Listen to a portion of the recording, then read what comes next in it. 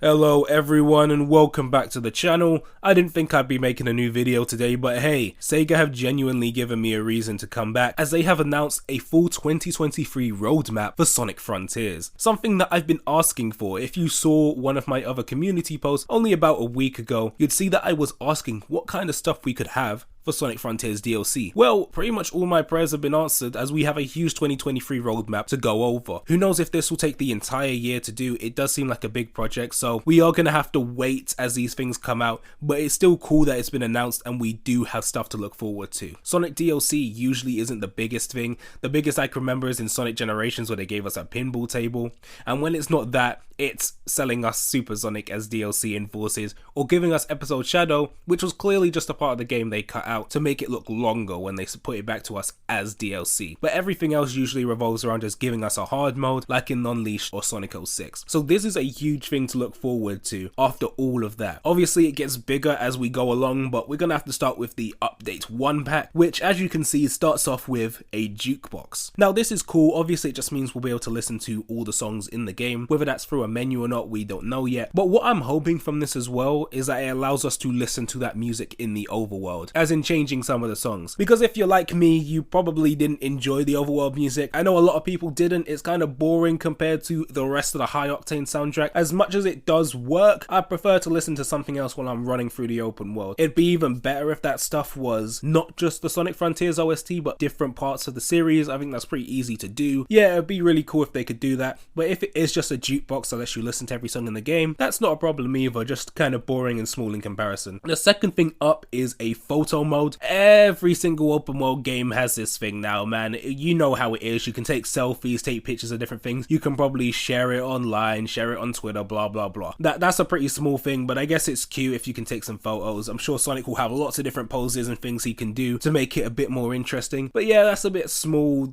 you know, not that big a deal, but I'm sure some people like it. This update hopefully comes quicker than the other ones because none of this seems very significant or like it would take a lot of development time. So we'll see with that, but yeah, not a big thing, but still quite cute. And next up, this is something a little bigger. It's going to add a new challenge mode. Now, how that's going to work, I'm trying to figure out, but from looking at the pictures, we've got cyberspace stages and we've got the boss fights and stuff. So what I'm assuming is they're adding new challenges to sections of the game. You know, they're going to be like, beat the boss within this time, finish the cyberspace level within this time. Hopefully this means that these cyberspace levels will actually be a lot harder to complete, because as you know, pretty much every level in cyberspace is pretty easy as long as it's not, I think it was 1, 2, whichever one has that song that we all know. Everything else was quite easy in this game. Like everything I beat once, you know, it only took me one try to get through them. So making these challenges a bit harder would be a good idea, and I appreciate that. So that's pretty much all of Update 1. Nothing too interesting, but still some stuff that's being added and it's significant in some way. But Update 2 is where we start getting into the real juicy stuff. So let's get into that. Starting off with Sonic's birthday.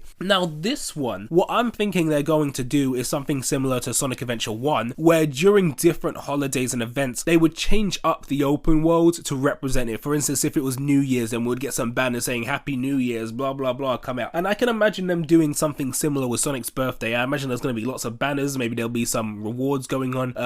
They could change some of the items and homing attack thing and some of the enemies to say like happy birthday, whatever, happy 30th, blah blah blah, whatever it is. So that's what I'm imagining they're gonna do, something like that, just something cute for Sonic's birthday. Maybe you get something for completing some challenges in there. But yeah, it sounds cool. I'm just wondering what they're gonna do for that. It's very vague, but that's what I imagine it's going to be. At least looking from the picture, you have the little banners and, you know, the confetti going on. I can imagine that will be, maybe it could replace the rain with confetti. There's loads of things that could probably happen with that. Not too much to say. And next up is open zone challenges. So I'm imagining this is like the challenges we already have in the game. Like for me, if you're like me, you've completed every challenge in the open world that's available to you. So maybe they're adding some new ones and hopefully they're more difficult than what we currently have. I'm seeing from the picture, it's probably a lot of time attack stuff, but maybe there's some brand new stuff to complete in. Like maybe we could have the pinball stage back again, or you know, they just make the challenges more difficult because this game really needs it in terms of difficulty. There's not a lot to go over, so hopefully that's what they're thinking about in that regard. Other than that, yeah, standard. Next up is a new Coco. Now this one I'm kind of confused about because obviously it's saying that a new Coco would mean either is this going to be like a Chow Garden? I feel like they're being vague about it on purpose because it could be that. I would love if it was that, but at this moment we don't know. But Coco don't really do anything in game. It's just going to be a pretty new looking Coco that we haven't seen before, and like, oh, that's kind of cool. But can it do anything? Like, these aren't like the elder Cocos and stuff where you can, you know, upgrade your speed or whatever, but there's nothing left to upgrade in the game, so it couldn't possibly see something that could actually do anything within the game. It's just probably going to be cosmetic. So that's kind of weird. It's a very vague and small thing. That seems like something that should be in update 1 if it isn't more of a big deal. I'm hoping that is a Chow Garden, but it probably isn't, because they are pretty specific on regards to this is a Coco, so there's not really much you could do with that. It's got to be a cosmetic thing. At least that's what I'm seeing. And now it's time for the big boy, the one we all care about. We didn't think it was going to happen, but this is exactly what I was saying. The game needs playable characters and a new story, and we get exactly that. Now, how this is going to work, for me, I'm expecting they're just going to go, okay, each character gets their own little story segment and you can play as them. But what I'm really hoping from this is that you'll be able to play as each character in the open world after you complete whatever this story event is. I need more than just being able to play as them in a single level.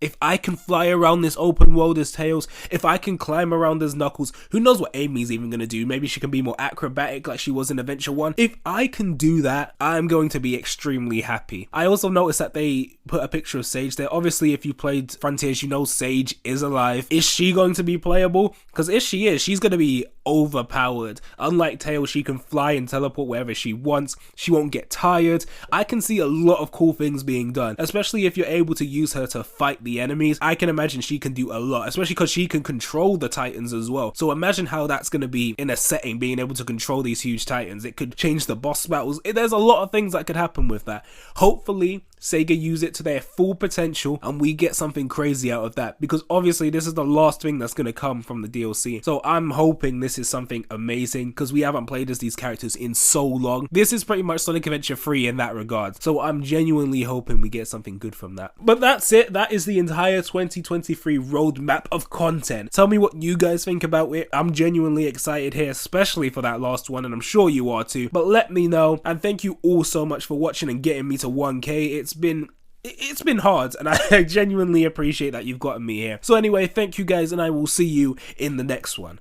Bye bye.